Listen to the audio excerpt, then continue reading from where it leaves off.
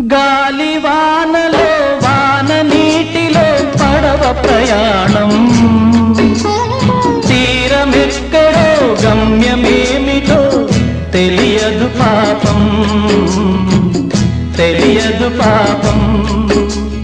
గాలివానలో వాన నీటిలో పడవ ప్రయాణం, తీరమెక్కడో గమ్యమేమిటో తెలియదు పాపం.